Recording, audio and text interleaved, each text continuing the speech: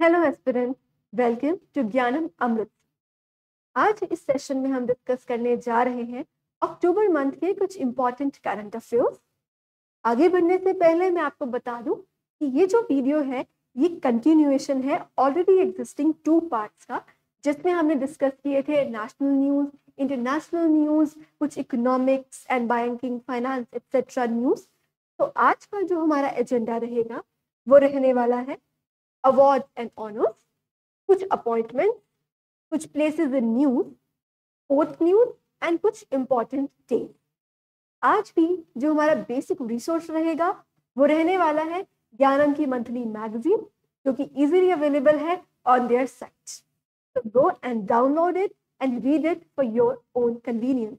Otherwise, अगर आप इस वीडियो को भी सुनते हैं, most of the things will be clear to you. I hope the agenda is clear. So let's get started. आज की जो फर्स्ट न्यूज आइटम है वो है about the Dada Saheb Phalke award of 2024, जो दिया गया है as the image clearly shows actor Mithun Chakraborty sir को। I am a disco dancer, ये सॉन्ग तो हर कोई इससे फेमिलियर है। तो ये अवार्ड उनकी हाईएस्ट कंट्रीब्यूशन जो कि सिनेमा फील्ड में रही है उसके लिए मिथुन चक्रवर्ती सर को दिया गया है। He has been honoured by our president madam Droupadi Murmu ji. इन्हें दिया गया है कैश प्राइज वर्थ ₹10 लाख। इसके साथ ही एक स्वर्ण कमल और एक शॉल दिया गया है। तो the key takeaways from this slide are, सबसे पहले ये सिनेमा का सबसे हाईएस्ट अवार्ड है दादा साहेब फाल्के अवार्ड, जो इस बार दिया गया है मिथुन चक्रवर्ती सर को। इसमें एक कैश प्राइज दिया गया है worth ₹10 lakh with a Swarna Kamal and a shawl. I hope this is clear to all of you. Moving on to the next award, which is the Sastra Ramanujan Award for the year 2024, जो दिया गया है doctor Alexander done, जो कि Georgia institute of technology US based एक institute है, उनके एक स्टूडेंट है डॉक्टर एलेक्जेंडर डन। उन्हें दिया गया है for his contributions to the field of mathematics. जैसे कि नाम से ही क्लियर है, इस नेम में है रामानुजन सर का नाम, जो कि एक ग्रेट मैथमेटिशियन है इंडिया से। तो ये जो अवार्ड है ऑब्वियसली ये फील्ड ऑफ मैथमेटिक्स में दिया जाता है, और इस बार किन्हें दिया गया है? Doctor Alexander Johnson. I hope I am clear with this. इसमें एनुअल प्राइस जो मनी है वो है $10,000। ठीक है, ये कौन देता है? शास्त्र यूनिवर्सिटी देती है, जो कि तमिलनाडु बेस्ड यूनिवर्सिटी है। ये मैथमेटिक्स में इमेंस कंट्रीब्यूट करने वाले साइंटिस्ट्स को, मैथमेटिशियंस को ये अवार्ड दिया जाता है by a university based in Tamil Nadu, जिसका नाम है शास्त्र यूनिवर्सिटी। और शास्त्र की जो फुल फॉर्म है वो क्या है? Shanmuga art science technology and research academy. तो ये तमिलनाडु में है, और इस बार अवार्ड किन्हें दिया गया है? डॉक्टर एलेक्जेंडर जॉनसन को, जो खुद कहाँ से है? जॉर्जिया इंस्टीट्यूट ऑफ टेक्नोलॉजी, ये एक यूएस बेस्ड यूनिवर्सिटी। तो आई होप कि इस बार जो शास्त्र रामानुजन अवार्ड है वो किन्हें दिया गया है? We are clear with that. Okay, so moving on to the next slide. अब हम डिस्कस करेंगे कुछ इंपॉर्टेंट अपॉइंटमेंट, जिसमें सबसे पहले हमारे पास है प्रबोवो सुबियांतो, जिन्होंने टेक ओवर किया है as the 8th president of Indonesia. Indonesia के नए प्रेसिडेंट कौन बने हैं? Prabowo Subianto. ठीक है, नेक्स्ट न्यूज है अबाउट क्लॉडिया शेनबॉम, जो कि मैक्सिको की फर्स्ट फीमेल प्रेसिडेंट बने हैं। Firsts are always very special. पहला स्कूल, पहला कॉलेज, पहला क्रश, पहली जॉब, पहली सैलरी, एवरीथिंग। तो ये फर्स्ट फीमेल प्रेसिडेंट बने हैं मैक्सिको के लिए, इसलिए ये हमारे लिए इंपॉर्टेंट हो जाते हैं। नाम क्या है? Claudia Sheinbaum. Okay, next appointment है Mark Rutte. He is the former prime minister of Netherland. ठीक है, लेकिन ये न्यूज में क्यों है अब? क्योंकि इन्होंने टेक ओवर किया है as the secretary general of NATO. NATO stands for North Atlantic Treaty Organization. NATO as an organization बहुत न्यूज में है, बिकॉज माना जा रहा है कि Ukraine joining into the NATO, Ukraine चाहता है कि मैं नेटो का पार्ट बनूं, जो कि एक सिक्योरिटी मिलिट्री अलायंस है वेस्टर्न नेशंस का, जिसके कारण यूक्रेन रशिया की वॉर भी छिड़ी है। तो NATO is very much in news. तो नेटो के जो न्यू सेक्रेटरी जनरल है वो भी हमारे लिए इंपॉर्टेंट हो जाते हैं। What is his name? Mark Rutte. The names I know are very difficult to remember, but हम जब इन्हें एक दो बार पढ़ेंगे, क्लास में भी रिवाइज करेंगे, जब आप इस वीडियो को एक दो बार और देखेंगे तो आई एम श्योर ये आपके टिप्स पर हो जाएंगे। हम एक बार फिर से रिवाइज कर लेते हैं। प्रेबोवो सुबिएंटो ये बने हैं president of Indonesia. Okay. Claudia Sheinbaum ये बनी है मेक्सिको की first female president. And last हमारे पास है मार्क रूटे जो कि बने हैं secretary general of NATO. Okay. Moving on to some more appointment, हमारे पास है अ वेरी इंपॉर्टेंट अपॉइंटमेंट जो कि है श्रीमती विजया रहतकर जी की, जिन्हें बनाया गया है chairperson of national commission for women. National commission for women एक कमीशन है हमारे नेशनल लेवल पर जो कि ये कंट्रीब्यूट करती है, ये अश्योर करती है कि विमेन की जो प्रोटेक्शन है वो इंश्योर की जा सके। तो उनकी न्यू चेयरपर्सन को अपॉइंट किया गया है जिनका नाम है श्रीमती विजया रहतकर जी। ये है श्रीमती विजया रहतकर जी जो न्यू चेयरपर्सन बने हैं नेशनल कमीशन फॉर वुमेन की। इसके साथ ही आप मुझे कमेंट सेक्शन में जरूर बताइए कि नेशनल कमीशन फॉर वुमेन एक कॉन्स्टिट्यूशनल बॉडी है या एक स्टैट्यूटरी बॉडी है। ये एक बड़ा प्रोबेबल क्वेश्चन होता है हर एग्जाम में, तो please make sure that you comment. ठीक है। नेक्स्ट अपॉइंटमेंट है अबाउट परमेश शिवमणि सर की, जिन्हें अपॉइंट किया गया है director general of Indian Coast Guard. Indian Coast Guard is a force जो रिस्पॉन्सिबल है for the maritime security of our country. जैसे कि हम जानते हैं कि इंडिया में ऊपर की side we have land border, but south की side we have the maritime border, मतलब पानी के साथ जो हमारी जो बाउंड्रीज है वो हम शेयर करते हैं। तो पानी की साइड से भी तो हमें बहुत सारे खतरे होते हैं। ड्रग्स आ सकती हैं यहाँ से, आर्म्स एम्यूनिशन भी आ सकती हैं। ठीक है। टेररिज्म का खतरा होता है। तो इन सब से बचाव के लिए एक मिलिट्री फोर्स बनाई गई है जो कि है इंडियन कोस्ट गार्ड, और उनके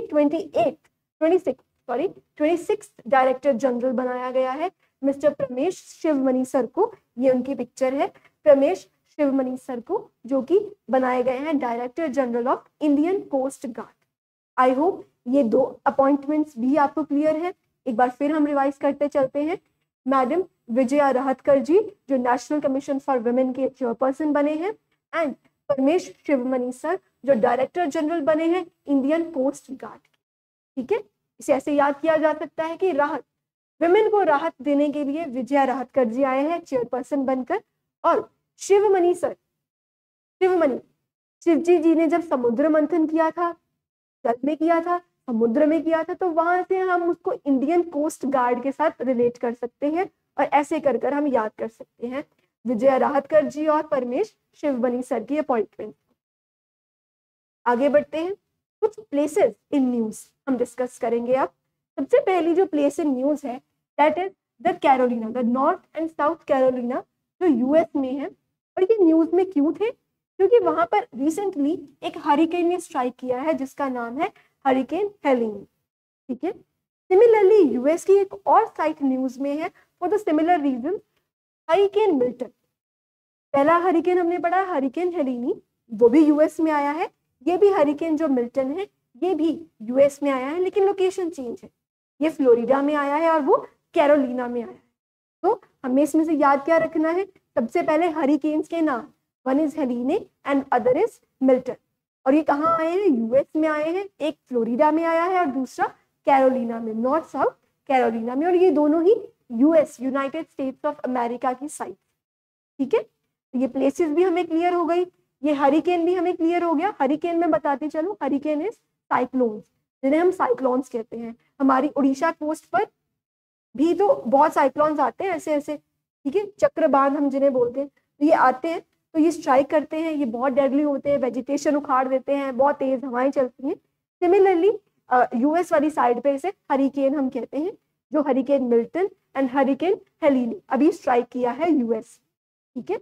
I hope these places are clear to you. Okay, अब हम आगे बढ़ते हैं।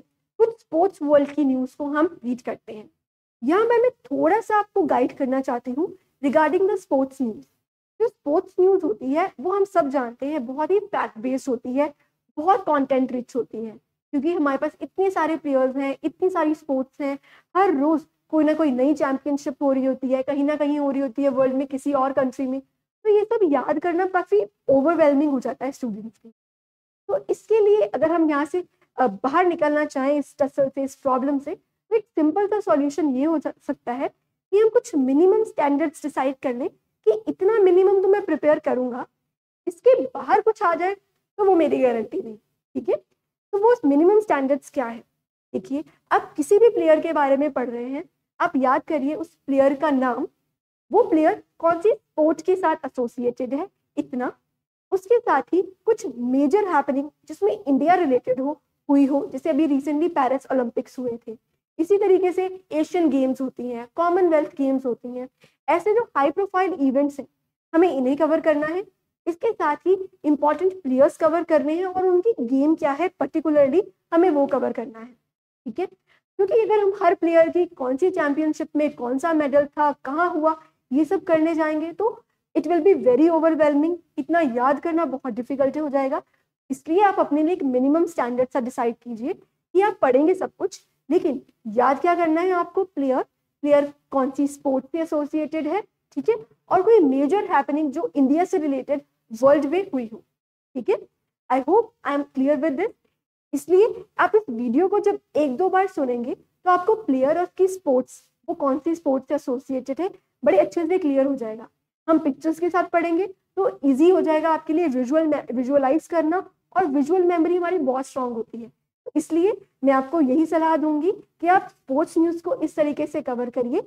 मेजर स्पोर्ट्स प्लेयर का नाम याद रखिए, वो कौन सी स्पोर्ट्स से एसोसिएटेड है ये याद रखिए, और कोई मेजर हैपनिंग जो इंडिया से रिलेटेड हुई हो, वर्ल्ड में कहीं भी हुई हो, लेकिन इंडिया का इंपॉर्टेंट कॉन्ट्रीब्यूशन रहा हो, उसको हम रीड करते चलेंगे। ठीक है, तो चलिए स्टार्ट करते हैं फर्स्ट न्यूज के साथ, जो कि है अबाउट अर्जुन एरिगाजी सर के से रिलेटेड है। ये रिलेटेड है चेस से। इनकी जो स्पोर्ट्स है वो है चेस। रिसेंटली ये न्यूज में क्यों रहे हैं? क्योंकि he has won the world record for the chess masters cup. WR chess masters cup जो हुआ था उसमें ही हैज बीन अवॉर्डेड, उन्होंने उस कप को जीता है, and he is rank is the very highest rank Indian chess player. ठीक है, तो हमें यहाँ से न्यूज से हमें इंपॉर्टेंट न्यूज मिल गई। सबसे पहले उनका नाम ये है मिस्टर अर्जुन एरिगाजी सर। ठीक है, ये कौन सी स्पोर्ट से एसोसिएटेड है? चेस से एसोसिएटेड है। रिसेंटली न्यूज में क्यों थे? क्योंकि इन्होंने WR चेस मास्टर्स कप को जीता है। ठीक है, बस इतनी सी न्यूज है, क्योंकि बहुत फैक्ट बेस्ड होगी तो हम क्विकली इसको रिवाइज करते चलेंगे और हमें याद भी होती जाएगी। ठीक है, ओके, नेक्स्ट न्यूज है अबाउट अहिका मुखर्जी एंड सुतीर्था मुखर्जी के बारे में। ये एक इंडियन डुओ है जो कौन से गेम से एसोसिएटेड है? टेबल टेनिस से एसोसिएटेड है, और इन्होंने एक हिस्ट्री जो है कायम कर दी है because they have become the first ever medal लेकर आए हैं for our country in women's double of Asia table tennis championship, जो कहाँ हुई थी? कजाकिस्तान में हुई थी। ठीक है, कजाकिस्तान में विमेन डबल्स में इनका मेडल आया है इस बार एशियन टेबल टेनिस चैंपियनशिप में, जो कहाँ हुई थी? कजाकिस्तान में। किनकी बात हो रही है? अहिका मुखर्जी और सुतीर्था मुखर्जी की। ठीक है, इनकी गेम हमें क्लियर हो गई। इनकी गेम है टेबल टेनिस। ठीक है, टेबल टेनिस इनकी गेम है। इसमें they both have scripted the history. ये एक पहला विमेन डुओ बन गया है जिन्होंने women doubles of Asian table tennis championship में जो है मेडल अक्वायर किया है। ठीक है, moving on to the next news item, वो है रिलेटेड टू गुलवीर सिंह। ठीक है, गुलवीर सिंह इंडियन एथलीट है, ये देखिए, जिन्होंने इस बार गोल्ड मेडल जीता है इन मेंस 5000 मीटर्स रेस। ठीक है, जो कहाँ हुई थी? World athletics continental tour in Japan.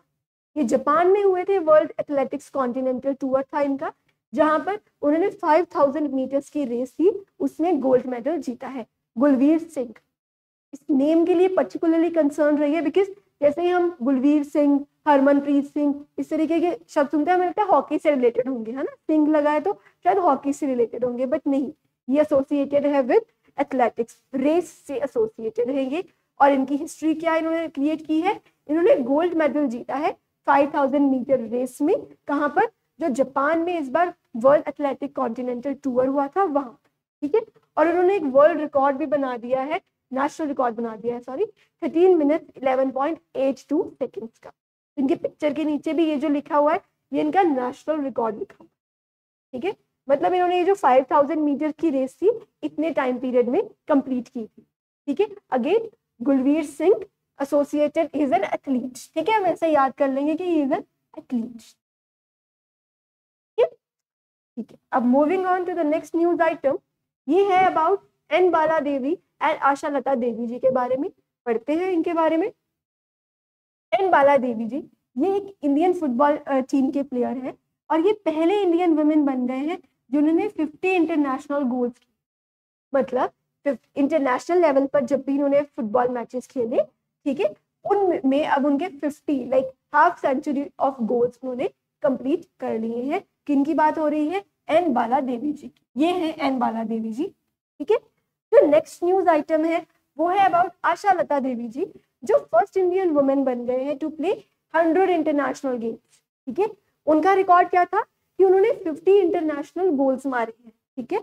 और इनका क्या है कि इन्होंने 100 इंटरनेशनल गेम्स खेली हैं, मतलब ये 100 बार बाहर जाकर खेल चुकी हैं। इंटरनेशनल मतलब नेशनल बाउंड्रीज के बाहर कोई चैंपियनशिप हुई उसमें इन्होंने पार्टिसिपेट किया, ऐसी कोई 100 गेम्स हैं जो वो खेल चुकी हैं, ठीक है। ये बहुत अचीवमेंट्स कहाँ इन्होंने प्राप्त की हैं, at the SAFF women championship, ठीक है। Again I revise the name, N Bala Devi ji जिन्होंने 50 इंटरनेशनल गोल्स मारे हैं, ठीक है। और आशा लता देवी जी जिन्होंने 100 इंटरनेशनल गेम्स खेलने का जो एक अपना रिकॉर्ड है उसे कायम किया है। इंडिया में से दे have become the first Indian women. ये है आशा लता देवी जी, ठीक है। और इनकी बात करें तो इनकी गेम कौन सी है, अभी हमने डिस्कस किया फुटबॉल। पिक्चर में भी वैसे तो दिख रहा है बड़ी इजीली, ये फुटबॉल इनकी गेम है, ठीक है। इनकी एन बाला देवी जी और आशा लता देवी जी, ठीक है। चलिए आगे बढ़ते हैं। आगे न्यूज है about Neetu David. He is former Indian cricketer और ये न्यूज में इसलिए है क्योंकि इन्हें आईसीसी हॉल ऑफ फेम में ऐड किया गया है। आईसीसी हॉल ऑफ फेम आप कह लीजिए एक ऐसी लिस्ट है, ऐसी एक पोजीशन है जो प्रोमिनेंट क्रिकेटर्स को दी जाती है और उनमें एक अब नाम और शामिल हो गया है जो कि है नीतू डेविड जी का, जो कि इंडियन क्रिकेट प्लेयर रही है, ठीक है। तो ये बहुत प्राउड वाली बात है because she has become the second women cricketer India से जिन्हें आईसीसी हॉल ऑफ फेम में अपना नाम दर्ज कराने का मौका मिला है। पहले किन्हें मिला था, डायना एडुल्जी मैम को, ठीक है। She was also a cricketer, farmer cricketer, और उन्हें भी मिला था इंडिया से आईसीसी हॉल ऑफ फेम में अपना नाम दर्ज कराने का मौका। अब नेक्स्ट किन्हें मिला है, नीतू डेविड जी को, ठीक है। तो हम ये नेम याद रखेंगे, उनकी गेम याद रखेंगे, इट इज क्रिकेट। वैसे भी this blue Jersey in itself is showing कि ये इंडियन क्रिकेट टीम के प्लेयर हैं। तो हमारे लिए बहुत प्राउड की बात है कि एक Indian women player, Indian women cricket player has been nominated for the ICC hall of fame, ठीक है। नेक्स्ट हम मूव कर रहे हैं about the news item which is about Deepa Karmakar ma'am. हमें ये तो it is a world famous name जो हर एक इंडियन की जुबान पर है, and she is a gymnast, we all know, ठीक है। Deepa Karmakar ma'am is a trail blazing gymnast and उन्होंने अपनी रिटायरमेंट अनाउंस कर दी है, ठीक है। इस पर्सपेक्टिव से शी इज अ न्यूज और उनके कुछ करियर के माइलस्टोन जो रहे हैं अब हम उन्हें डिस्कस करते हैं। 2016 रियो ओलंपिक्स में वो फर्स्ट इंडियन वुमेन जिमनास्ट बन गई थी जिन्होंने इन गेम्स में compete किया था, ठीक है।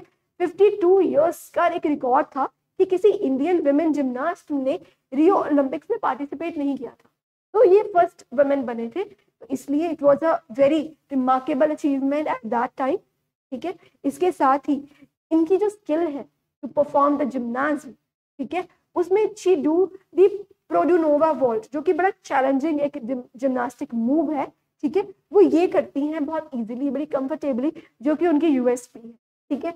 इसके साथ ही she is awardee of many accolades and many laurels, जैसे उन्हें एशियन गेम्स में, वर्ल्ड कप्स में सब में गोल्ड मेडल मिला है। साथ में ही उन्हें राजीव गांधी खेल रत्न अवार्ड, जो कि इंडिया का हाईएस्ट स्पोर्टिंग अवार्ड है, ठीक है, राजीव गांधी खेल रत्न अवार्ड, उससे भी नवाजा गया है। अर्जुन अवार्ड भी मिला है और फिर पद्मश्री भी मिला हुआ है। तो he is a fantastic player associated with gymnastics. तो इनकी गेम की कौन सी हो गई? जिम्नास्टिक्स। ये है मैडम दीपा कर्माकर जी, ठीक है, हमने साथ में पढ़ लिया। इन्हें काफी सारे अवार्ड्स भी मिले हैं, राजीव गांधी खेल रत्न अवार्ड, अर्जुन अवार्ड, पद्मश्री, ठीक है, जिम्नास्टिक्स से ये रिलेटेड है। और रिसेंटली इन्होंने अपनी रिटायरमेंट जो है वो अनाउंस की, ठीक है। चलिए आगे बढ़ने से पहले थोड़ा सा रिवाइज कराते हैं पीछे जो भी हम पढ़ के आए, ये ना हो कि पीछे से सब कुछ गोल हो जाए, तो इसलिए एक बार फिर से फटाफट नाम और साथ में उनकी गेम याद कर लेते हैं। दीपा कर्माकर जी जिम्नास्टिक्स से रिलेटेड हैं। नीतू डेविड जी किससे रिलेटेड है? क्रिकेट से रिलेटेड है। देन एन बाला देवी जी और आशा लता देवी जी किससे रिलेटेड है? फुटबॉल से रिलेटेड है। देन गुलवीर सिंह जी, ये किससे रिलेटेड है? हॉकी से नहीं, he is related with athletics, ठीक है। Then we have is Ayhika Mukherjee and Sutirtha Mukherjee, जो कि कौन सी गेम से रिलेटेड है? टेबल टेनिस से रिलेटेड है। और हमने साथ में पढ़ा था अबाउट अर्जुन एरिगासी, ये कौन से फील्ड से रिलेटेड है? ये चेस से ये रिलेटेड है। तो अभी हमने रिवाइज कर लिया, फिर से रिवाइज करते चलते हैं, स्लाइड्स को देखते चलिए और एक बार अपनी नजर पूरी स्लाइड पर घुमाते चलिए, आपको सारी चीजें क्लियर हो जाएंगी। बार बार एक दो बार वीडियो देखेंगे सब कुछ क्लियर हो जाएगा, ज्यादा बर्डन आपको लेना ही नहीं, ठीक है। चलिए नेक्स्ट अब मूव कर रहे हैं हम कुछ न्यूज आइटम्स की ओर। अब ये जो न्यूज है it is related to Irani cup. Irani cup दिया जाता है क्रिकेट फील्ड, ठीक है। ये कप्स भी बहुत इंपॉर्टेंट है बिकॉज न्यूज में आ जाता है नेहरू कप रिलेटेड किससे है, डेविस कप किससे रिलेटेड है। उसी तरीके से एक कप है ईरानी कप जो दिया जाता है क्रिकेट फील्ड में to the in the memory of Zal R Irani, जो कि बीसीसीआई के लॉन्गेस्ट सर्विंग प्रेसिडेंट थे, ठीक है। बीसीसीआई के लॉन्गेस्ट सर्विंग प्रेसिडेंट थे जल आर ईरानी जी। तो इनकी जो है कमेमोरेशन में इनको सेलिब्रेट करने के लिए ईरानी कप खेला जाता है। ईरानी कप में होता क्या है? बेसिकली जो रणजी ट्रॉफी के विनर होते हैं प्रेजेंट ईयर के, उनके साथ अदर स्टेट्स की जो टीम्स है वो खेलती हैं और उनमें से एक विनर जो है निकाला जाता है। तो ये एक वन मैच इवेंट होता है जो हर साल होता है, एनुअली होता है और बीसीसीआई कंडक्ट से करवाता है। इसमें क्या होता है? विनर ऑफ रणजी ट्रॉफी और rest of Indian state teams हैं वो खेलती हैं। तो इस पर जो है किसने जीता है ये कप? तो टीम मुंबई ने।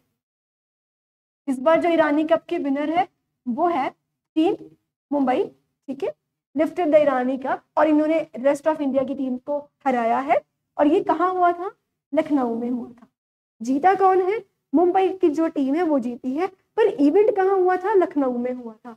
किस इवेंट की बात हो रही है? ईरानी कप की बात हो रही है। कौन से फील्ड से एसोसिएटेड है? क्रिकेट से एसोसिएटेड है, ठीक है। ये है मिस्टर ईरानी साहब जिनके नाम पर ईरानी कप जो है हर साल ऑर्गेनाइज किया जाता है।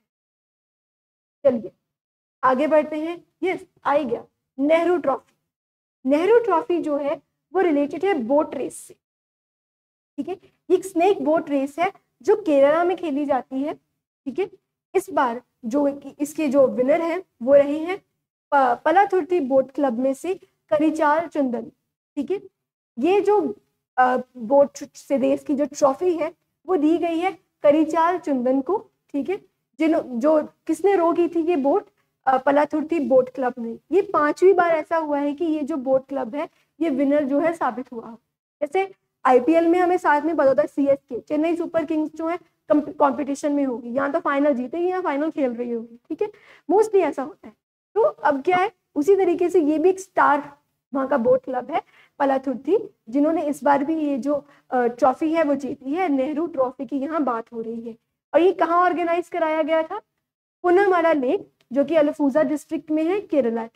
ये जो नेहरू ट्रॉफी है ये ऑर्गेनाइज केरला में ही करवाई जाती है, ठीक है। और इस बार की जो विनर है वो है पलाथुर्ती बोट क्लब के मेंबर करिचाल चंदन, ठीक है। I hope this news is clear. ये ऐसी होती है, ऐसे बैठ जाते हैं बोट के ऊपर और they do the boat race, और जो उस रेस में फर्स्ट आ जाता है उसे मिलती है नेहरू ट्रॉफी। अब नेहरू ट्रॉफी से ही एक मिलती जुलती टर्म है नेहरू कप के बारे में, ठीक है। अब नेहरू कप किससे रिलेटेड है ये आप मुझे सर्च करेंगे और आप मुझे कमेंट सेक्शन में जरूर बताएंगे, ठीक है। क्योंकि हम कंफ्यूज हो जाते हैं, नेहरू ट्रॉफी किससे रिलेटेड है, नेहरू कप किससे रिलेटेड है।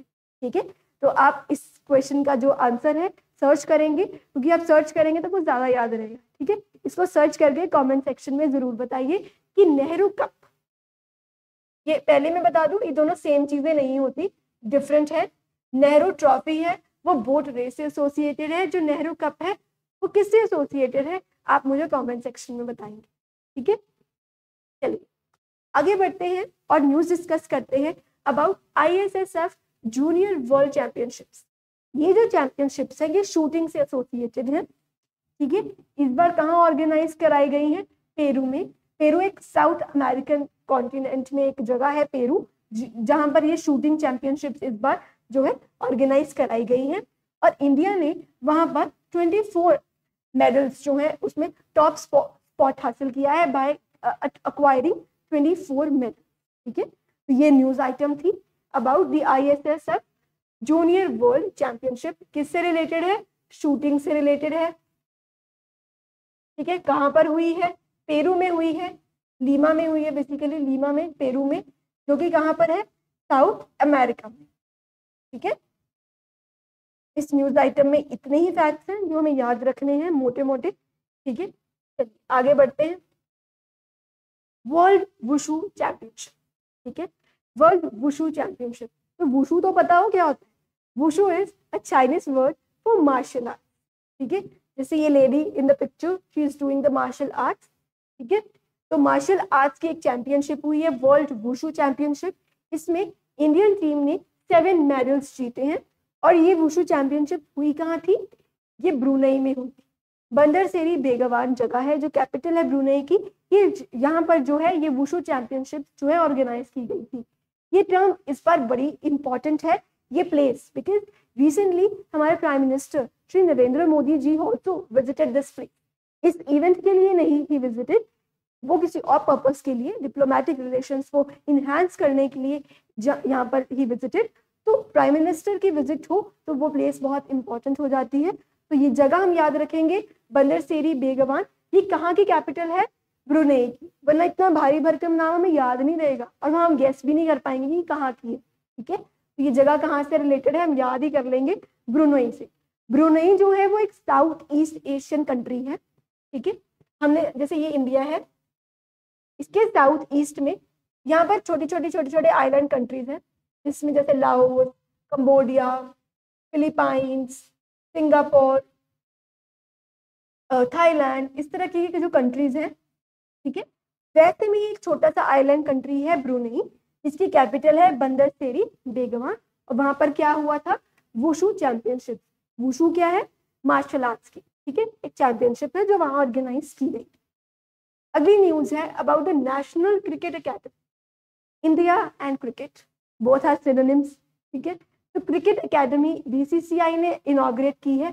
कहाँ पर इनॉग्रेट की गई है, ये बेंगलुरु में। बेंगलुरु में इसे इनॉग्रेट किया गया है। तो हम इसको एज फैक्ट ही याद रखेंगे, तो ये इस न्यूज में एज सच कुछ नहीं है, बस एक प्लेस है जो हमें याद रखनी है। दैट नेशनल क्रिकेट अकेडमी जो है वो बेंगलुरु में इनॉग्रेट की गई है। किसने की है, obviously the regulatory body which is BCCI। ठीक है, चलिए अब कुछ इंटरनेशनल स्पोर्ट्स की न्यूज पढ़ लेते हैं। ICC women T20 cricket world cup, जो ICC वुमेन का T20 वर्ल्ड कप हुआ था, ठीक है, उसके विनर कौन रहे हैं इस बार, न्यूजीलैंड रहे हैं विनर। ठीक है, किसे हराया है, साउथ अफ्रीका को हराया है। और ये जो चैंपियनशिप है ये कहाँ हुई थी, एट UAE। ठीक है, इसमें तो यही 3 इंपॉर्टेंट खबरें हैं जो पॉइंट्स हैं हमें याद रखनी है। सबसे पहले किसकी बात हो रही है, ICC women's T20 cricket world cup की बात हो रही है। कहाँ पर ऑर्गेनाइज हुआ है, दुबई में, UAE में। ठीक है, कौन जीता है, न्यूजीलैंड की टीम जीती है। और किसको हराया है, साउथ अफ्रीका को हराया है। इसके साथ ही कुछ इंपॉर्टेंट नेम्स भी हैं, याद रहे तो याद करिए, नहीं रहे तो कोई बात नहीं, ज्यादा लोड नहीं लेना, बस इतना आपको याद रह जाए कि जीता कौन है, किसको हराया है और कहाँ हुई है, इट्स मोर देन इनफ। ठीक है, यहाँ पे 2 नाम आ रहे हैं, सोफी डिवाइन नाम का नाम और अमीलिया केर नाम का नाम। ठीक है, इन्हें ऑलराउंडर घोषित किया गया है, प्लेयर ऑफ द सीरीज और प्लेयर ऑफ द मैच भी इन्हें डिक्लेयर किया गया है, player of the series and player of the match. किन्हें, एमिलिया कर्क को। ये न्यूजीलैंड टीम के हैं क्योंकि न्यूजीलैंड विनर है, ठीक है। और साथ में ही ये टीम के जो कैप्टन थे बेसिकली वो थे न्यूजीलैंड टीम के कैप्टन सोफी डिवाइन, ठीक है। सोफी डिवाइन जो है वो न्यूजीलैंड टीम के कैप्टन थे जिन्होंने इस टीम को लीड किया और जीत हासिल करवाई। और एमिलिया कर्क जो थे वो बहुत अच्छे बेस्ट प्लेयर के लीजिए प्लेयर ऑफ द सीरीज और प्लेयर ऑफ द मैच जो है घोषित किए गए हैं, ठीक है।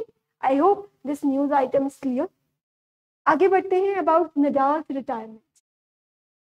Here I am talking about mister Rafael Nadal जो कि टेनिस लेजेंड है, स्पेन से बिलोंग करते हैं, ठीक है। और उन्होंने अनाउंस किया है कि वो प्रोफेशनल टेनिस से रिटायरमेंट ले रहे हैं, ठीक है। इसके बाद he will not be playing professionally, ठीक है। लास्ट मैच जो उन्होंने खेला था वो डेविस कप था जो स्पेन में हुआ, ठीक है। He is popularly known as king of clay, इन्हें किंग ऑफ क्ले भी कहा जाता है। And prominently he is the winner of 22 grand slam single title, I mean just wow, ठीक है। He is also a winner of 14 French Open title. मैं आपको यहाँ पे बताती चलूँ कि ग्रैंड स्लैम टाइटल है क्या। ग्रैंड स्लैम टाइटल्स का मतलब है कि एक कैलेंडर ईयर में जब 4 मेजर चैंपियनशिप्स होती हैं, जो कि फ्रेंच है एक, ठीक है, एक यूएस चैंपियनशिप है, एक विंबलडन चैंपियनशिप है एंड ऑस्ट्रेलिया चैंपियनशिप है। इन चारों में जो एक ही कैलेंडर ईयर में चैंपियन घोषित होता है उसे एक बोला जाता है grand slam title, grand slam winner. तो इन्होंने 22 बार ऐसा टाइटल जो है वो अक्वायर किया है, अचीव किया है। तो yes, prominently he is a very fantastic tennis player, तभी ही इज टेनिस लेजेंड। और कौन सी कंट्री से बिलोंग करते हैं, स्पेन से बिलोंग करते हैं। किनकी बात हो रही है, राफेल नडाल से, ठीक है। तो इस न्यूज आइटम में तो यही, because he has recently announced his retirement, तो इसलिए इंपॉर्टेंट हो जाता है जानना कि वो कौन सी गेम से एसोसिएटेड थे, टेनिस से, और कहाँ से वो खुद बिलोंग करते थे, स्पेन से, ठीक है। और उन्हें किंग ऑफ क्ले भी कहा जाता था, ठीक है। आगे बढ़ते हैं with some of the important days. October month में बहुत इंपॉर्टेंट डेज आते हैं, हर रोज ही कुछ ना कुछ इंपॉर्टेंट घट रहा होता है। तो हमें यहाँ पर थोड़ा सा कट डाउन करने की जरूरत है। कैसे करेंगे हम कट डाउन, हमें याद करना है कि वो डे किससे एसोसिएटेड है और इस साल कौन सा इंपॉर्टेंट थीम रहा है उस डे से रिलेटेड, हम इतना ही याद रखेंगे। और कुछ जो उससे रिलेटेड बैकग्राउंड होगी उसके लिए तो मैं हूँ ही, I am telling you the background information. आपको सिर्फ याद रखना है डे, उस दिन क्या मनाया जाता है और इस साल का थीम क्या था, ठीक है। तो लेट्स गेट स्टार्ट। सबसे पहले बात करते हैं October 12। October 12 is celebrated as world arthritis day. अब अर्थराइटिस क्या होता है, ये होती है एक इन्फ्लेमेटरी कंडीशन होती है जो पेन और स्टिफनेस कॉज करती है जॉइंट, ये जॉइंट्स की पेन होती है। हमने ऑफन सुना है, हमारे पेरेंट्स कंप्लेन करते हैं कि उनके घुटने में दर्द हो रही है, तो जो घुटनों का दर्द होता है that is basically because of the problem called arthritis, ठीक है। तो वर्ल्ड अर्थराइटिस डे इसलिए मनाया जाता है कि लोगों को अवेयरनेस क्रिएट की जा सके कि इस प्रॉब्लम को कैसे डील करना है, क्या क्या हमारे पास ट्रीटमेंट ऑप्शंस अवेलेबल हैं, सर्जरीज, मेडिसिन, एक्सरसाइज, क्या करना चाहिए कि इस प्रॉब्लम से हम सेफली जो है फाइट कर सके, कॉम्बैट कर सके, ठीक है। इसलिए वर्ल्ड अर्थराइटिस डे सेलिब्रेट किया जाता है अक्टूबर 12 को। इस बार का जो थीम था वो था इन्फॉर्म्ड चॉइसेस बेटर आउटकम्स। ये तो हर जगह ही वैलिड है, इन्फॉर्म्ड चॉइसेस बेटर आउटकम्स। इसका मतलब है सोच समझ कर अपना डिसीजन लीजिए और आपके जो आउटकम्स होंगे वो भी बहुत अच्छे होंगे। तो अगर आपको अर्थराइटिस की प्रॉब्लम फील होती है तो आप डॉक्टर से चेकअप करवाइए, उसका अर्ली स्टेज पर जो इलाज हो जाए that is very very crucial, very very beneficial, क्योंकि लेटेस्ट स्टेजेस में वो डिफिकल्टी कॉज कर सकता है आपको भी, पेशेंट को भी, एवरीबडी सफर्स, ठीक है। तो इसलिए informed choices and better outcome, ठीक है। और इसमें साथ में हम जानते चलते हैं कि रूमेटॉइड एंड ऑस्टियोआर्थराइटिस, ये दो तरह के बड़े प्रोमिनेंट अर्थराइटिस की फॉर्म्स हैं। वैसे तो बहुत तरह के अर्थराइटिस पाए जाते हैं जो कि डॉक्टर्स आपको ज़्यादा अच्छे से बता पाएंगे, तो लेकिन जो बहुत प्रोमिनेंट है वो है ऑस्टियोआर्थराइटिस एंड रूमेटॉइड, ठीक है। हम ये दो नाम याद करते चलेंगे ताकि अगर हमें ऑप्शंस में आ जाए कि ये दोनों चीज़ें हैं क्या, तो हम हवाई ना हो जाए हमें कि पता नहीं क्या ही है। तो they are the forms of arthritis, ठीक है। October 12 world arthritis day, informed choices better outcomes. Next, अक्टूबर 12 को ही मनाया जाता है वर्ल्ड माइग्रेटरी बर्ड डे। अब माइग्रेटरी बर्ड्स क्या होती हैं, जो कि सर्बिया के ठंडे पहाड़ों से जब विंटर्स बहुत ज़्यादा बढ़ जाती हैं तो ये क्या करती है, वहाँ पर इतना टेम्परेचर डाउन हो जाता है that they are not able to survive. तो अपने आप को लाइव रखने के लिए they start coming to lower latitudes, तो वो इंडिया जैसी कंट्रीज में आ जाती हैं। तो ये माइग्रेटरी बर्ड्स होती हैं जो एक जगह से दूसरी जगह जाती आती रहती हैं। जैसे गर्मियाँ होंगी ये फिर चली जाएंगी सर्बिया में, तो इसलिए अब ये जो माइग्रेटरी बर्ड्स हैं उनको उनकी कंजर्वेशन इम्पॉर्टेंट है। उनकी इम्पोर्टेंस को समझने के लिए हम अक्टूबर 12 को मनाते हैं as world migratory bird day. ठीक है, ये 2 बार मनाया जाता है एक साल में, एक मई में और एक बार अक्टूबर। ठीक है, इस बार का थीम क्या था, वही प्रोटेक्ट इंसेक्ट्स प्रोटेक्ट बर्ड्स, क्योंकि इंसेक्ट्स ही जो फूड है बर्ड्स का, इंसेक्ट्स को प्रोटेक्ट करेंगे तभी तो बर्ड उन पर फीड कर पाएगी, या otherwise bird will also die. ठीक है, इसलिए वर्ल्ड माइग्रेटरी डे हम याद रखेंगे और वर्ल्ड अर्थराइटिस डे जो है हम याद रखेंगे। हम ऐसे भी याद कर सकते हैं कि अगर हमें अर्थराइटिस की प्रॉब्लम है तो हम माइग्रेट नहीं कर पाएंगे क्योंकि हमें दिक्कत होगी चलने में, तो इसलिए ये दोनों ही किस दिन लाए कर रहे हैं, अक्टूबर 12 को। ठीक है, अक्टूबर 13 की बात करते हैं। इस दिन मनाया जाता है नेशनल फिलैटली डे। फिलैटली क्या होता है, फिलैटली होता है अबाउट दी जो कुछ लोगों को आपने देखा होगा आदत होती है, इट्स अ हॉबी कि वो स्टैम्प्स कलेक्ट करते हैं। ठीक है, तो उसे बोलते हैं हम फिलैटली। ठीक है, अब किसी के पास हॉबी नहीं भी होती तो वो लिख देता है फिलैटली, मैं स्टैम्प्स इकट्ठी करता हूँ। पहले ये बहुत कॉमन हॉबी होती थी, अब ये हॉबी थोड़ी थोड़ी डिक्लाइन हो रही है बिकॉज स्टैम्प्स का जो आप कह लीजिए रुझान है वो कम हो रहा है। But by the way it's a very interesting hobby, मेरी भी one of the most favourite hobby है फिलैटली। नेशनल फिलैटली डे मनाया जाता है अक्टूबर 13 को। ये क्यों मनाया जाता है, to appreciate the collection and research of stamps etcetera. ठीक है, इससे रिलेटेड एक और डे है नेशनल पोस्टल वीक, पोस्ट से रिलेटेड है ना, पोस्ट डाक से रिलेटेड है। नेशनल पोस्टल वीक जो 9 से 15 अक्टूबर चलता है, उसके बीच में ही आता है 13 अक्टूबर, इसलिए इस दिन मना देते हैं नेशनल फिलैटली डे, उन लोगों को सेलिब्रेट करने के लिए जो स्टैम्प को कलेक्ट करते हैं। ठीक है, it's a very unique hobby. अब इसके साथ में हम बात करेंगे कि वर्ल्ड पोस्ट डे जो है वो किस दिन मनाया जाता है, वो अक्टूबर 9 को मनाया जाता है। ये है नेशनल फिलैटली डे, मतलब इंडिया में नेशनल, अपने नेशन में, और वर्ल्ड लेवल पे किस दिन मनाया जाता है, अक्टूबर में ही मनाया जाता है, बट ऑन अक्टूबर 9। हम ऐसे याद करेंगे कि देखिए अक्टूबर 9 से 15 तक, 9 को जिस दिन शुरू हुआ उस दिन क्या था, वर्ल्ड पोस्ट डे। ठीक है, बीच में एक दिन आया 13 अक्टूबर, उस दिन क्या है, नेशनल फिलैटली डे। ठीक है, और ये 9 to 15 जो है ये क्या है, नेशनल पोस्टल वीक। ठीक है, इस बार जो थीम था इसका थीम इसका it's not mention. Next day हम डिस्कस करते हैं, that is the international day for disaster reduction. जैसे कि अब हम जान रहे हैं कि because of climate change, global warming etcetera, जो डिजास्टर्स हैं वो बहुत कॉमन हो गए हैं।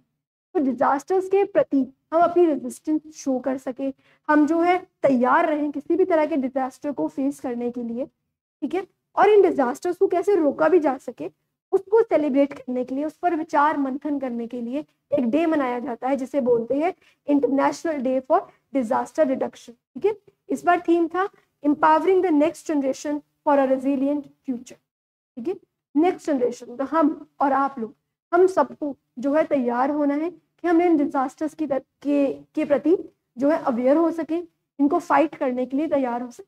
बिकॉज ये डिजास्टर्स जो हैं अपकमिंग जनरेशन को बहुत ज़्यादा इम्पैक्ट करने वाले हैं, क्योंकि अब जो आगे आगे टाइम आने वाला है उसमें भी नो कि क्लाइमेट चेंज जो बढ़ता ही जा रहा है, ग्रीन ग्लोबल वार्मिंग जो है बढ़ती ही जा रही है, तो फिर डिजास्टर्स भी बढ़ते ही जाएंगे और इफेक्ट क्या होगा हमारी जनरेशन पर, अगली जनरेशन पर। तो we have to be empowered, इसीलिए इस बार थीम था empowering the next generation for a resilient future. ठीक है, I hope these 4 days are very much clear to you. सबसे पहले world arthritis day, world migratory bird day October 12, October 13 को क्या है, philately day and international day for disaster reduction. I hope we are clear till this. ठीक है, अब हम आगे बढ़ेंगे, जिसमें हम डिस्कस करने लगे हैं अक्टूबर 14, इसे मनाया जाता है एज वर्ल्ड स्टैंडर्ड्स डे। ठीक है, स्टैंडर्ड्स का क्या मतलब है, कि स्टैंडर्ड्स का यहाँ पर मतलब है कि वो हाई स्टैंडर्ड्स नहीं जो हम अपने फ्रेंड्स के सामने शो करते हैं, ये वो स्टैंडर्ड्स हैं जो डिसाइड करते हैं कि कोई भी चीज़ कौन सी कितने प्रोपोर्शनेट मात्रा में किसी वस्तु में होनी चाहिए। बहुत ज्यादा टेक्निकल हो गया, एग्जाम्पल से समझाती हूँ। जैसे एक मान लीजिए एक प्योर मिल्क क्या है, प्योर मिल्क का जो स्टैंडर्ड है, मान लीजिए ये सेट हुआ है कि उसके अंदर 95% जो है मिल्क होगा और 5% जो है वो वाटर होगा, ठीक है। ये एक स्टैंडर्ड सेट हो गया। अब इस स्टैंडर्ड से अगर मान लीजिए ऐसा हो जाए कि 80 पानी हो गया और 20 जो है उसमें दूध है, तो ये क्या स्टैंडर्ड है? नो, क्योंकि स्टैंडर्ड तो हमने ये फिक्स किया है। स्टैंडर्ड मतलब कि इसकी जो प्योरिटी है वो किससे हम मापेंगे। जैसे हमारे पास 24 कैरेट का गोल्ड है, वो उसका एक स्टैंडर्ड बताता है कि जो प्योर गोल्ड है वो 24 कैरेट का होगा, ठीक है। उसी डे को सेलिब्रेट करने के लिए और अवेयरनेस क्रिएट करने के लिए कि स्टैंडर्ड्स क्या है, उनसे रिलेटेड रेगुलेशंस क्या है, इन सबको एक प्रति जो अवेयरनेस है उसे क्रिएट करने के लिए हम सेलिब्रेट करते हैं वर्ल्ड स्टैंडर्ड्स डे को। किस दिन करते हैं? अक्टूबर 14 को, ठीक है। इस बार का जो थीम था वो था shared vision for a better world, standard for the changing climate. जैसे चेंज कर रहा है क्लाइमेट तो हमें स्टैंडर्ड्स भी बदलने पड़ेंगे। स्टैंडर्ड्स के साथ ही जो इंपॉर्टेंट इंफॉर्मेशन हमारे पास आज अवेलेबल है वो है ब्यूरो ऑफ इंडियन स्टैंडर्ड्स, ठीक है। ये वो ऑर्गेनाइजेशन है जो इंडिया में हर सर्विस के स्टैंडर्ड्स क्या होंगे वो फिक्स करती है, उसके प्रति रेगुलेशंस लेके आती है, साथ में चेक भी करती है कि कहीं कोई वायलेशन तो नहीं हो रही, ठीक है। तो हम याद रखेंगे एक ऑर्गेनाइजेशन जिसका नाम है BIS, bureau of Indian standards. ये कौन से मिनिस्ट्री के अंदर काम करती है? Department of consumer affairs, ministry of consumer affairs, food and public distribution, ठीक है। इसकी मिनिस्ट्री याद रखेंगे, ये ऑर्गेनाइजेशन याद रखेंगे और वर्ल्ड स्टैंडर्ड डे याद रखेंगे ऑन अक्टूबर 14, ठीक है। अगला है इंटरनेशनल ई वेस्ट डे। अब ई वेस्ट क्या होती है? ई वेस्ट मीन्स इलेक्ट्रॉनिक वेस्ट। देखिए क्या हो रहा है कि हमारे अब डिजिटल इंडिया प्रोग्राम की वजह से everybody wants to connect themselves digitally. सबके पास लैपटॉप्स हैं, मोबाइल्स हैं, है ना, हर तरह के इलेक्ट्रॉनिक अप्लायंसेस हम यूज कर रहे हैं, लेकिन उनको डिस्कार्ड हम प्रॉपरली नहीं कर पाते। तो जो उनकी वेस्ट होती है वो होती है इलेक्ट्रॉनिक वेस्ट, ई वेस्ट, ठीक है। और इसके कारण इसकी जो मेजर प्रॉब्लम वो ये है कि ये जो है ना नॉन बायोडिग्रेडेबल है, तो ये ना इन्वायरमेंट में जो सब्स्यूम नहीं होती, ये बहुत सालों तक परसिस्ट करती रहती है, जिसके कारण जो है लिटर का बर्डन बढ़ता चला जाता है। और भी इसमें डेंजरस केमिकल्स होते हैं, जो लोग इसके साथ डील कर रहे होते हैं उनके लिए भी प्रॉब्लम्स बढ़ जाती हैं। तो ई वेस्ट के प्रति जो अवेयरनेस है हर कॉमन सिटीजन को होनी चाहिए, हर रेगुलेटर को होनी चाहिए, जो ई वेस्ट के साथ डील कर रहा है उसको होनी चाहिए। इन्हीं सबको ध्यान में रखते हुए we celebrate October 14 as international e waste day, जिसमें प्रमोट किया जाता है कि हम चीज़ों को रीयूज करें, रिपेयर करें, रिकवरी करें, रिसाइकल करें, ताकि हम नई चीज़ के लिए ना भागें। फोन जो है मान लीजिए थोड़ा गिर के थोड़ा टूट गया, थोड़ा खराब हो गया, हम उसको रिपेयर करा सकते हैं rather than going for a new, क्योंकि वो वर्किंग कंडीशन में तो था फोन, पर हमने उसे यूजलेस कर दिया, उसको वेस्ट कर दिया, और बर्डन किसका बढ़ गया? ई वेस्ट का, ठीक है, जो इन्वायरमेंट के लिए भी और ह्यूमन हेल्थ के लिए भी अच्छी नहीं है, ठीक है। तो इसलिए ये प्रमोट करता है रीयूज को, रिपेयर को, रिकवरी को और रिसाइकलिंग को, ठीक है। ये डे सेलिब्रेट किया जाता है बाय वी फोरम, WEEE, ठीक है। ये एक इंटरनेशनल एसोसिएशन है इलेक्ट्रॉनिक वेस्ट कलेक्शन स्कीम की, ठीक है। और ये WEEE की फुल फॉर्म क्या है? Waste electrical and electronic equipment, ठीक है।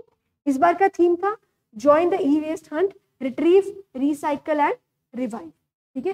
रिट्रीव करिए मतलब लेकर आइए ई वेस्ट को, ठीक है, उसको रिसाइकल करिए और उसको फिर से जिंदा कर दीजिए, रिवाइव कर दीजिए, ठीक है। चलिए आगे बढ़ते हैं, अक्टूबर 15 को डिस्कस करते हैं।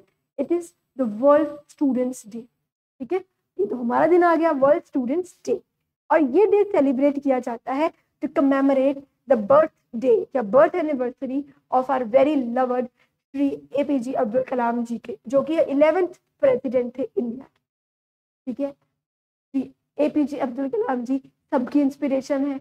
उनकी जो बर्थ डेट है दैट इज 15 अक्टूबर, और आज के दिन को ही सेलिब्रेट किया जाता है as the world students day. देखिए he is such a humble man, उन्हें लगता था मेरी आइडेंटिटी स्टूडेंट्स से है, तो मेरे जो बर्थडे है वो एज स्टूडेंट्स डे सेलिब्रेट हो। ही spent his life, he wanted to spend his life as a teacher, हमेशा वो टीचर रहना चाहते थे, and he was so lucky कि उन्हें अपने जो लास्ट टाइम था अपनी लाइफ का वो भी स्टूडेंट्स के बीच बिताने का मौका मिला, जो कि उनका बड़ा मेमोरेबल टाइम है, बिकॉज वो हमेशा से स्टूडेंट्स के बीच रहना चाहते थे. His love for education, his love for teaching for students was impeccable. तो इसीलिए उनकी जो बर्थडे है उसको सेलिब्रेट किया जाता है एज वर्ल्ड स्टूडेंट्स डे. ठीक है, और यूनाइटेड नेशंस ने इसे डिक्लेयर किया था as world students day in 2010. ठीक है, इस बार का जो थीम था वो था empowering students to be agents of change. Obviously students ही हैं जो एजेंट्स ऑफ चेंज हैं. क्योंकि हम ही वो हैं जिन्हें अवेयरनेस है प्रॉब्लम्स की, जिन्हें सॉल्यूशंस की जो है उसकी भी अवेयरनेस है. तो हम जो प्रॉब्लम और सॉल्यूशन का गैप है वो एक स्टूडेंट ही ब्रिज कर सकता है, इसलिए they are the agents of change. इस बार का थीम भी यही था. ठीक है, October 14 world standards day, e waste day, October 15 world students day. I hope आपको यहाँ तक सारी चीजें क्लियर है. आगे बढ़ते हैं. About October 16 world food day. ठीक है, फूड डे, भूख भी लग गई होगी, वीडियो बहुत लंबी हो गई वैसे भी. ठीक है, तो वर्ल्ड फूड डे आ गया है अब हमारे पास. जो फूड एंड एग्रीकल्चर ऑर्गेनाइजेशन की जो फाउंडिंग है, ये एक बॉडी है इंटरनेशनल लेवल पे. ये यूनाइटेड नेशंस की एक स्पेशलाइज्ड एजेंसी है, FAO. ये FAO जिसके हेडक्वार्टर्स है रोम, इटली में. ठीक है, और इसकी जो फाउंडेशन है आज के दिन हुई थी, मतलब October 16 को हुई थी, जिसके लिए October 16 को हम वर्ल्ड फूड डे के रूप में मनाते हैं. ठीक है, ये food and agriculture organisation United Nations की स्पेशलाइज्ड बॉडी है. 1945 में October 16 को इसे बनाया गया था. कहाँ पर? कनाडा की क्यूबेक सिटी में. इस पर का थीम था right to food for a better life and a better future. Right to food for a better life and a better future. कहते हैं खाली पेट किसी का दिमाग नहीं चलता, तो पेट भरा होना इज द मस्ट. अगर हम कुछ चेंज चाहते हैं, अगर हम कुछ अपलिफ्टमेंट चाहते हैं, तो we need to feed our population. इसीलिए राइट टू फूड हमारे आर्टिकल 21 का एक बहुत इंपॉर्टेंट पार्ट है, जो हर ह्यूमन की लाइफ और लिबर्टी से रिलेटेड जो एक आर्टिकल है. ठीक है, आर्टिकल 21 का पार्ट है राइट टू फूड. यहाँ पे आप नोट कर सकते हैं. आर्टिकल 21 जो इंडियन कॉन्स्टिट्यूशन का है, वो हमें देता है राइट टू फूड, मतलब खाने का अधिकार हर एक इंसान के पास है, खाना खाने का अधिकार. ठीक है, right to food for a better life and a better future. FAO के कुछ स्टैटिक इंफॉर्मेशन रिवाइज कर लेते हैं. इसके हेडक्वार्टर्स कहाँ हैं? रोम और इटली में, रोम इटली में. और क्यू जॉन ग्यू अभी करंट जो है डायरेक्टर जनरल है FAO की. ठीक है, हेडक्वार्टर्स कहाँ हमने पढ़ लिया? इटली में. और क्यू जॉन ग्यू जो इसके कौन है? इस बार डायरेक्टर जनरल है. और ये कहाँ पर हेडक्वार्टर है? इटली में. साथ में फाउंडेशन कहाँ हुई थी? कनाडा में. और कब हुई थी? 1945 में. किस दिन हुई थी? 16 अक्टूबर को. Okay, I hope this news item is clear. Next है इंटरनेशनल पॉवर्टी इरेडिकेशन डे, जो October 17 को जो है सेलिब्रेट किया जाता है. इस बार का थीम था ending social and institutional mall treatment. ठीक है, पॉवर्टी जो है वो एक सोशल प्रॉब्लम, वो किसी इंडिविजुअल की प्रॉब्लम नहीं है, वो पूरे समाज की प्रॉब्लम है. क्योंकि हमने हमेशा सुना है कि poverty anywhere is a threat to everywhere. ठीक है, इसलिए ये एक सोशल प्रॉब्लम है और इसको सोशल तरीके से, इंस्टीट्यूशनल तरीके से ही हम ठीक कर सकते हैं.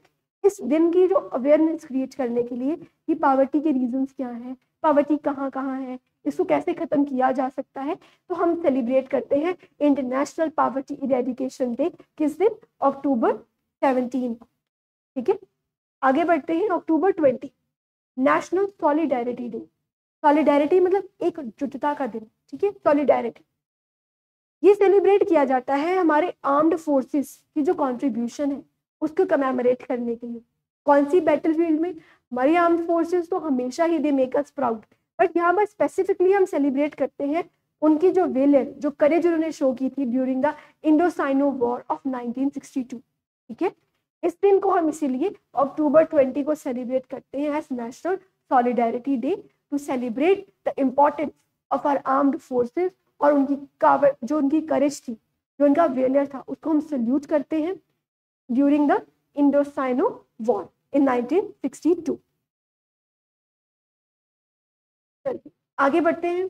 October 20 को ही अभी हमने पढ़ा, हमने नेशनल सॉलिडेरिटी डे पढ़ा. अब इसके साथ ही हम पढ़ रहे हैं एक वर्ड ऑस्टियोपोरोसिस डे।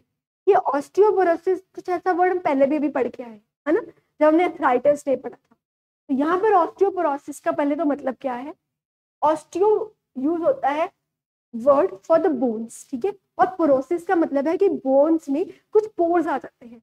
जब हमारी जो बोन्स है विद एज या कैल्शियम की कमी की वजह से ब्रिटल होने लगती है, कमजोर होने लगती है, तो हम बोलते हैं उस बीमारी को हम बोलते हैं ऑस्टियोपोरोसिस, ठीक है। तो इस बार जो थीम था, इसके प्रति अवेयरनेस क्रिएट करने के लिए हम ऑस्टियोपोरोसिस डे मनाते हैं ऑन October 20। इस बार का जो थीम था वो था से नो टू फ्रेजाइल बोन, ठीक है। ये इनकरेज करता है people of all ages to value and protect their bone. तो इसलिए कैल्शियम खाते रहो, तगड़े रहो, क्योंकि पढ़ना नहीं होता है इतना कुछ, इतना काम भी करना है, ठीक है। तो अच्छा खाना खाओ, कैल्शियम इनटेक अच्छा लो, बैलेंस डाइट लो, ताकि हम वैल्यू करें अपनी बोन्स को, हेल्दी रख सके और हमें ऑस्टियोपोरोसिस जैसी बीमारी ना हो, ठीक है। Next is world statistics day, ठीक है, जो कि मनाया जाता है October 20। यहाँ पर जो फैक्ट इतना ही है कि वर्ल्ड स्टैटिस्टिक्स डे जो है वो 20 अक्टूबर को मनाया जाता है। तो जो इम्पोर्टेंट चीज़ हमें याद रखनी है वो ये है कि जो नेशनल स्टैटिस्टिक्स डे है वो तो वर्ल्ड लेवल पर है जो October 20 को मनाते हैं, और जो हम नेशनल लेवल पे मनाते हैं वो हम मनाते हैं June 29 को, ठीक है। 20 अक्टूबर, 29 जून। और क्यों मनाते हैं, क्योंकि उस दिन बर्थ एनिवर्सरी होती है great statistician professor PC Mahalanobis, जो कि भारत रत्न अवार्डी थे, ठीक है। ये हमारे सेकंड 5 ईयर प्लान के जो कार्यकर्ता कह लीजिए, ये जिसको फाउंड करने वाले जो प्रोमिनेंट स्टैटिस्टिशियंस थे उनमें से एक है प्रोफेसर PC महालनोबिस, ठीक है। महालनोबिस प्लान भी बोलते हैं हम अपने सेकंड 5 ईयर प्लान को, ठीक है। तो ये नेशनल स्टैटिस्टिक्स डे हम मनाते हैं June 29 को, और वर्ल्ड स्टैटिस्टिक्स डे हम मनाते हैं October 20 को। चलिए आगे बढ़ते हैं। October 21 police commemoration day. Obviously इस दिन हम कमेमोरेट करते हैं हमारी पुलिस फोर्सेस को, जो कि हमें हमेशा लॉ एंड ऑर्डर को मेंटेन करके सेफ फील करवाती हैं, दंगे झगड़े लड़ाइयाँ होने से बचाती हैं। अगर कुछ गलत हो भी जाए तो they are the one who reach there to pacify everything. तो ये हमेशा फील्ड जॉब होती है, and we should salute them for the loyalty and the supreme sacrifices. इसलिए October 21 police commemoration day. October 23 it is international snow leopard day. Snow leopard जो है हमें पता है कि पहाड़ों में पाया जाएगा, स्नो कैप्ड एरियाज में पाया जाता है। ये एक तरह का जो है बिग कैट है, ठीक है। और लद्दाख जो हमारी जगह है उसे बोलते हैं स्नो लेपर्ड कैपिटल। और स्नो लेपर्ड जो है वो स्टेट एनिमल भी है, कहाँ का, हिमाचल प्रदेश का। इन रीजन्स में ही ये पाया जाता है, काफी हाई एल्टीट्यूड्स पे पाया जाता है स्नो लेपर्ड, ठीक है। और उसकी कंजर्वेशन के लिए, उसको प्रोटेक्ट करने के लिए, ताकि उसकी जो पॉपुलेशन है वो ये ना कि इतनी डिक्लाइन कर जाए कि हमें कहीं दिखे ही ना, मिले ही ना स्नो लेपर्ड्स, ठीक है। तो प्रोटेक्ट करने के लिए, अवेयरनेस के लिए हम October 23 को मनाते हैं as international snow leopard day, ठीक है। आगे बढ़ते हैं। Again very very important day which is October 24। इस दिन UN चार्टर से यूनाइटेड नेशंस की जो है फाउंडेशन बनाई गई थी, इसलिए इस दिन को सेलिब्रेट करते हैं हम as the United Nations day, ठीक है। Establishment of United Nations in 1945। World war 2 के बाद जब हमने देखा कि दुनिया में इतना कत्लेआम हो चुका है, मासूम लोगों की जानें जा चुकी हैं because of very very futile reasons, ठीक है। अपनी सुप्रीमेसी कुछ कायम करने के लिए कुछ कंट्रीज ने कितने लोगों की जानें ले ली। तो उस टाइम पे we realised it's high time to establish peace and prosperity in the nation. तो इसलिए हम लेकर आए आइडिया यूनाइटेड नेशंस का, जो कि ये इंश्योर करती है कि पूरे वर्ल्ड में जो है पीस रहे, आपस में देश लड़े नहीं, भिड़े नहीं, कोई वर्ल्ड वॉर जैसी सिचुएशन फिर से पैदा ना हो, ठीक है। तो यूनाइटेड नेशंस को इसलिए बनाया गया था, ठीक है। रिसेंटली जो मिस्टर एंटोनियो गुटेरेस सर है, he is the secretary general of United Nations. United Nations में 193 मेंबर्स हैं एट प्रेजेंट। इंडिया भी इसका मेंबर है, और इसका हेडक्वार्टर्स कहाँ है, न्यूयॉर्क US में। तो यूनाइटेड नेशंस हमेशा ही इंपॉर्टेंट रहता है। The important fact again, United Nations कब बना, 1945 में। किस दिन बना, 24 अक्टूबर को। प्रेजेंट सेक्रेटरी जनरल कौन है, एंटोनियो गुटेरेस सर। हेडक्वार्टर्स कहाँ है, न्यूयॉर्क US में, ठीक है। These were some of the important facts related to United Nations and United Nations Day. फिर हमारे पास है आगे वर्ल्ड पोलियो डे। हमें पता है इंडिया जो है 2014 में पोलियो फ्री डिक्लेयर हो चुका है। तो अब हम बढ़ रहे हैं about the world polio day, जो कि फोकस करता है अवेयरनेस क्रिएट करने पे कि पोलियो जैसी जो बीमारी है वो दोबारा ना फैल सके।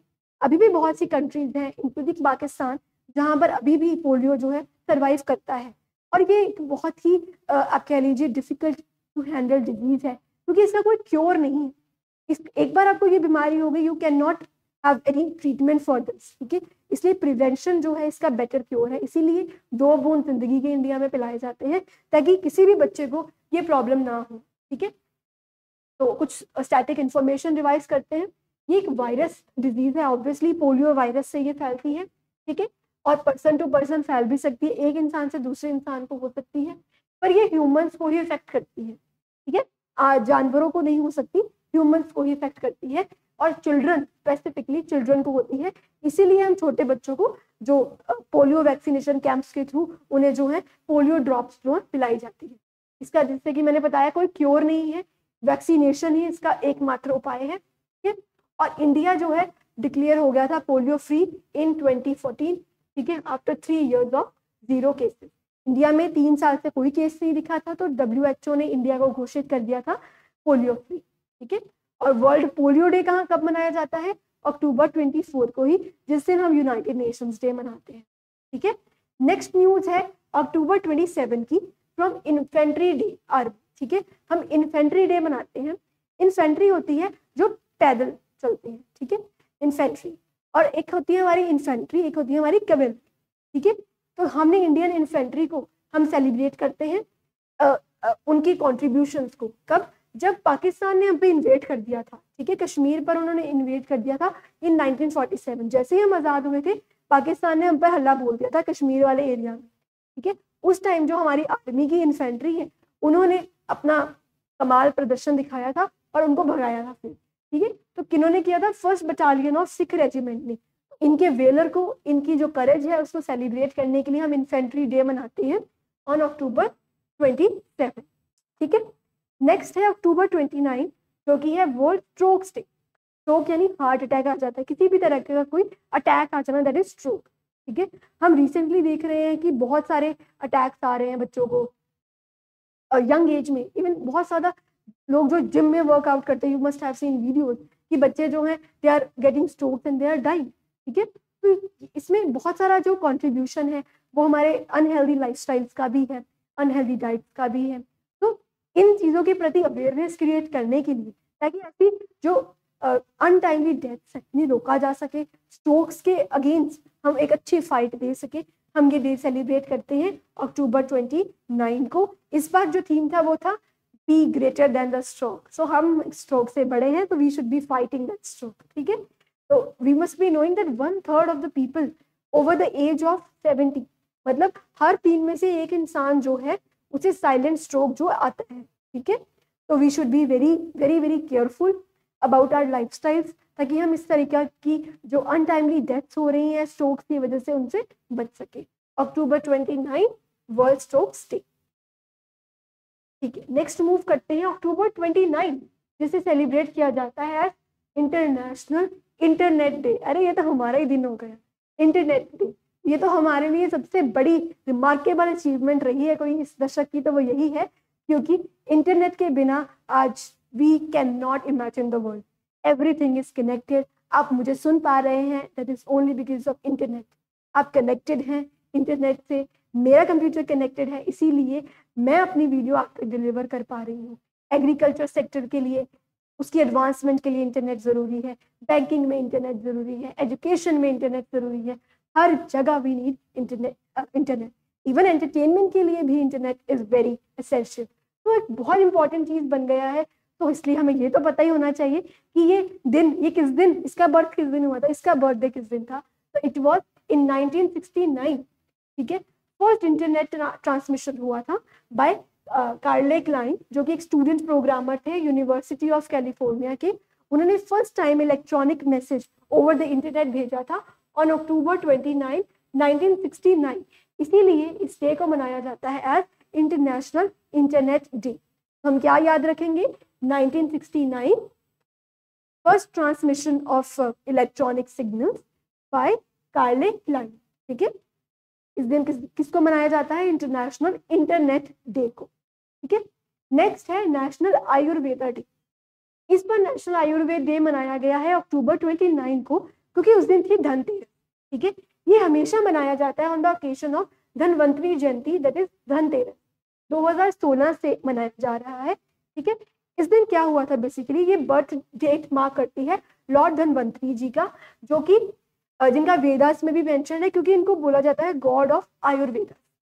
जैसे कि हमें पता है कि आयुर्वेदा जो है वो हर्ब्स, श्रब्स, इन चीजों को यूज करके आपको आपकी डिजीज का जो है क्योर बताते हैं। इट इज अगेंस्ट दी, इसको हम बोल सकते हैं कि ये कंट्रास्ट है एलोपैथिक मेडिसिन, जिसे हम इंग्लिश मेडिसिन बोलते हैं। ठीक है, आयुर्वेदा मेडिसिन में हम योगा को, हम अच्छी अच्छी हर्ब्स को, जड़ी बूटियों को यूज करते हैं। तो उसको सेलिब्रेट करते हैं हम किस दिन? जिस दिन धनतेरस होती है। इस बार किस दिन थी? 29 अक्टूबर को। ठीक है, धनवंतरी कौन है? God of Ayurveda. इस वजह से स्टैटिक इंफॉर्मेशन ज्यादा इंपॉर्टेंट है, और इस बार का थीम भी इंपॉर्टेंट है, Ayurveda innovation for global health. ठीक है, ग्लोबल लेवल पर हेल्थ को इंश्योर करने के लिए Ayurveda should be our priority. तो ये इस साल का थीम था। नेक्स्ट डे है अक्टूबर 31, जो कि इस महीने का लास्ट दिन है, एंड हमारी लास्ट स्लाइड भी है, दैट इज राष्ट्रीय एकता दिवस। ठीक है, यूनिटी डे। यूनिटी डे, एकता मतलब यूनिटी, हम सब इकट्ठे हैं। ठीक है, तो राष्ट्रीय एकता दिवस मनाया जाता है। इस दिन बर्थडे होता है किनका? सरदार वल्लभ भाई पटेल जी का। ठीक है, उनके इस बर्थडे को सेलिब्रेट हम कैसे करते हैं? राष्ट्रीय एकता दिवस।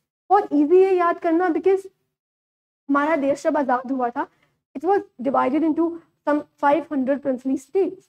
तो इन सबको यूनाइट किसने किया था? ऑब्वियसली सरदार वल्लभ भाई पटेल जी ने। तो इसलिए हम उनके बर्थडे को कैसे मनाते हैं? राष्ट्रीय एकता दिवस के रूप। इस दिन मनाया जाता है अक्टूबर 31 को। तो I hope these days are all crystal clear to you. चलिए, तो we are done with the news for the day. अब टाइम है कुछ अपनी दिमाग की तारे खोलने का, जोड़ने का, ताकि हम कुछ क्वेश्चंस को प्रैक्टिस करें, और उससे हमारी अच्छी रिवीजन भी हो जाएगी, अच्छी प्रैक्टिस भी हो जाएगी। चलिए स्टार्ट करते हैं पहले क्वेश्चन से। नेशनल कमीशन फॉर वुमेन के जो चेयरपर्सन है, रिसेंटली किन्हें अपॉइंट किया गया? श्रीमती विजया राहतकर जी को, श्रीमती गिरिजा व्यास जी को, श्रीमती रेखा शर्मा जी को, या डॉक्टर पूर्णिमा अडवाणी जी को? ये स्त्रियों को, मतलब वुमेन को राहत पहुंचाने का काम किन्होंने किया है? यस, मैडम विजया राहतकर जी ने। ठीक है, तो ये है chairperson of national commission for women. आगे बढ़ते हैं। नेक्स्ट क्वेश्चन है, who has been conferred with the prestigious Dada Saheb Phalke award? Dada Saheb Phalke award इस बार किन्हें दिया गया है? श्रीमती वहीरा रहमान जी को, श्री मिथुन चक्रवर्ती जी को, श्रीमती हेमा मालिनी जी को, या श्री अमिताभ बच्चन जी को? सही सोच रहे हो आप? Yes, it is Shri Mithun Chakraborty sir को। इन्हें दादा साहेब फाल्के अवार्ड दिया गया है फॉर 2024।